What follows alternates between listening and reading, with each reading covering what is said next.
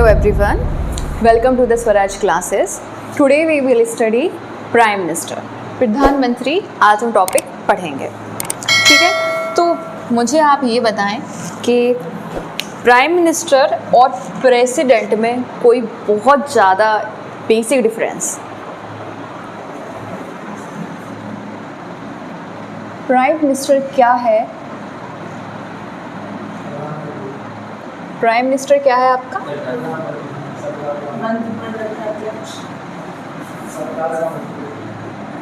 Head of government. Head of government क्या है? Prime minister.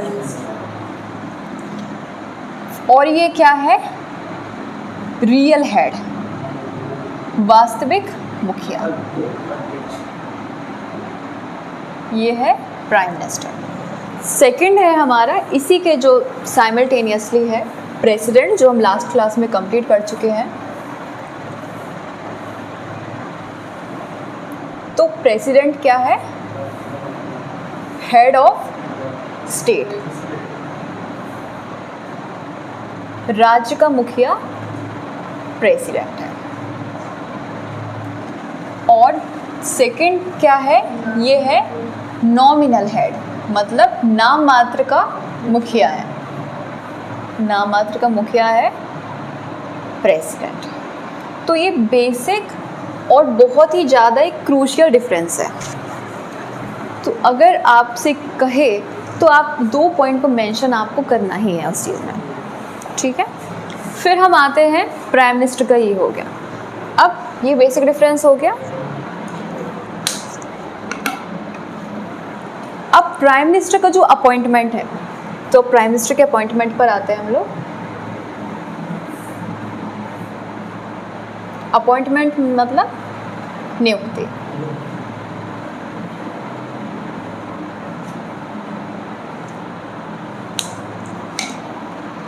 जो प्राइम मिनिस्टर का अपॉइंटमेंट है उसकी कोई डेफिनेशन नहीं है कॉन्स्टिट्यूशन में। कॉन्स्टिट्यूशन में ये नहीं बताया है कि इस प्रोसेस के तहत प्राइम मिनिस्टर को अपॉइंट किया जाएगा, सिलेक्ट किया जाएगा। तो कोई ऐसी प्रोसेस तो डिफाइंड है नहीं। लेकिन आर्टिकल 75 का क्लॉज 1, उसमें क्या है? आर्टिकल 75 का क्लॉज 1 है, वो कहता है कि prime minister shall be appointed by president. It means कि राष्ट्रपति के द्वारा प्रधानमंत्री की नियुक्ति की जाएगी। ये आर्टिकल 75 क्लॉज 1 ये कहता है। तो प्राइम मिनिस्टर की नियुक्ति किसके द्वारा की जा रही है? प्रेसिडेंट के द्वारा। सेकंड जो पॉइंट है वो ये कहता है कि जो अदर मिनिस्टर्स हैं, अन्य मंत्री हैं, उनकी अपॉइंटमेंट किसके द्वारा की जाएगी? प्रेसिडेंट। बट किसकी एडवाइस पर की जाएगी? On the advice of prime minister. Prime minister से सलाह ली जाएगी, उसके बाद फिर अन्य जो मिनिस्टर्स हैं उनकी अपॉइंटमेंट की जाएगी। किसके द्वारा? प्रेसिडेंट के द्वारा। तो ये इसका अपॉइंटमेंट हुआ, नियुक्ति हुई।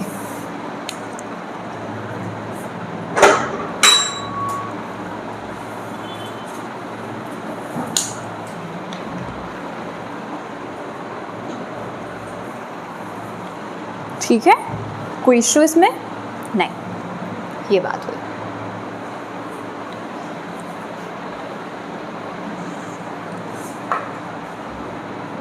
फिर हम आते हैं इसकी ओथ पर। प्राइम मिनिस्टर ओथ यानी कि शपथ। शपथ ओथ, हाँ। प्रधानमंत्री की जो ओथ है वो किन चीज़ों की होती है? सबसे पहले होती है उसका जो पद है, ऑफिस है, उसकी ओथ है। इसके साथ साथ जो बहुत इम्पॉर्टेंट है वो है सीक्रेसी की ओथ, यानी कि गोपनीयता की शपथ। तो एक तो प्राइम मिनिस्टर के ऑफिस की हो गई, जो उनका पद है उसकी ओथ है। सेकंड है सीक्रेसी, गोपनीयता, ठीक है। ऑफिस के ओथ में चीज़ें क्या आती हैं, जैसे कि फेथफुली डिस्चार्ज ड्यूटीज़, इस तरीके की चीज़ें हैं। या फिर uphold the unity and integrity of the nation, मतलब एकता और अखंडता को अक्षुण्ण बनाए रखें। हाँ, इस तरीके की कुछ 2-3 पॉइंट्स हैं जो आपके ऑफिस के लिए हैं और सीक्रेसी के लिए अलग हैं। सीक्रेसी का मतलब यहाँ पे क्या है, किस चीज़ की गोपनीयता?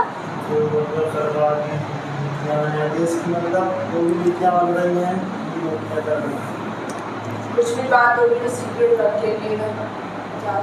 हाँ, आप लोगों के पॉइंट्स सही हैं।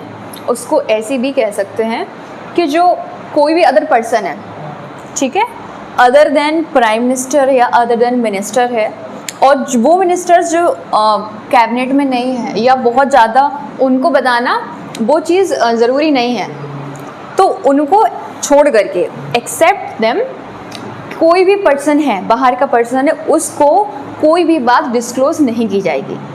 कोई पॉलिसी है, नीति है, उसको नहीं बताई जाएगी। ये है उसकी सीक्रेसी की ओथ प्राइम मिनिस्टर की। फिर हम आते हैं, ओथ के बाद है क्वालिफिकेशन।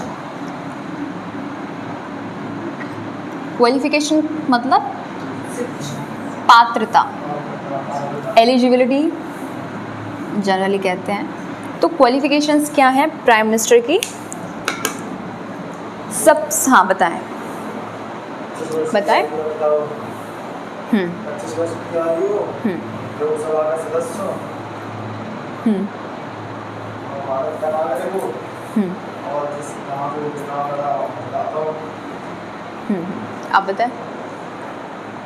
ठीक है, तो क्वालिफिकेशन सबसे पहले है कि वो क्या होना चाहिए? भारत का नागरिक, citizen of India, citizen of India होना चाहिए।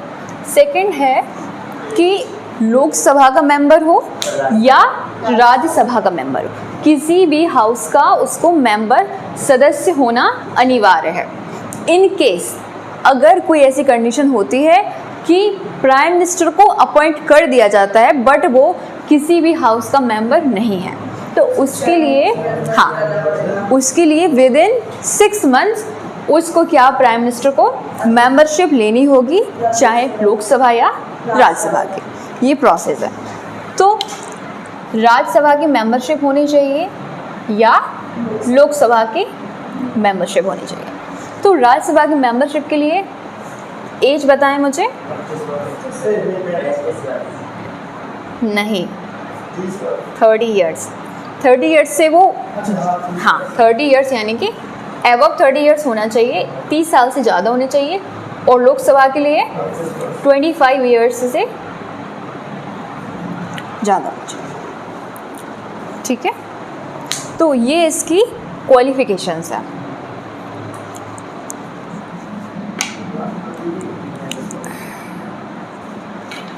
फिर मैं इसकी बात करती हूँ टर्म, टेन्योर, क्या बोलते हैं इसको? कार्यकाल, टर्म को कहते हैं हम लोग कार्यकाल। प्रधानमंत्री का कार्यकाल कितना होता है? नहीं, ऐसा कोई कॉन्स्टिट्यूशन में मेंशन नहीं है कि कितना होगा, फिक्स नहीं है, तो नॉट फिक्स। टेन्योर कितना है, फिक्स नहीं है। दूसरी इम्पॉर्टेंट बात ये है कि कहते हैं ना कि pleasure of president, uphold the office during the pleasure of president. राष्ट्रपति की प्रसाद पर्यंत ही वह अपने पद पर बना रह सकता है। ये एक टर्म के लिए कंडीशन है। तो प्लेजर ऑफ प्रेसिडेंट, राष्ट्रपति का प्रसाद पर्यंत, इसका मतलब क्या है?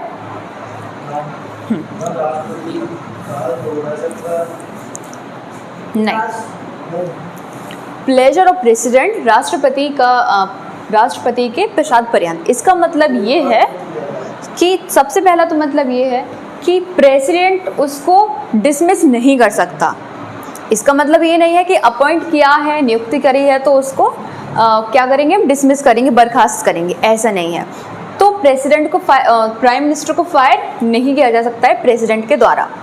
प्लेजर ऑफ प्रेसिडेंट का मतलब ये है। और दूसरा है कि पहले तो आप उसको क्या नहीं कर सकते हैं, हटा नहीं हाँ, नहीं सकते। सकते। हाँ, प्लेजर ऑफ प्रेसिडेंट हुआ।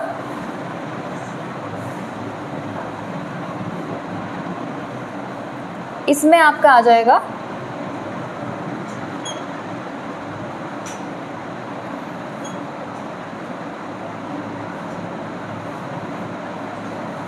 cannot be dismissed by the president। President के द्वारा बर्खास्त नहीं किया जाएगा। कब डिसमिस किया जाएगा, कब रिजाइन करना पड़ेगा प्राइम मिनिस्टर को, जब लोकसभा में विश्वास मत खो देगा। If Lok Sabha loses confidence in prime minister, तो उसी टाइम पे रिजाइन प्राइम मिनिस्टर को करना होगा या प्रेसिडेंट के द्वारा डिसमिस कर दिया जाएगा। ये इसका टर्म की कंडीशन है। तो मैंने आपको बताया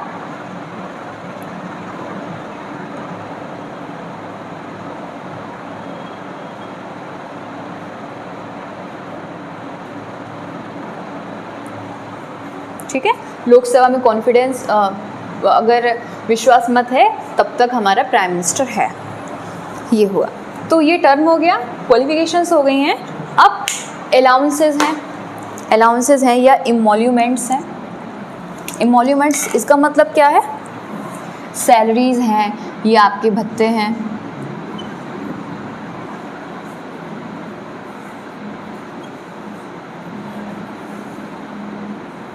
इमोल्यूमेंट्स कौन डिसाइड करेगा,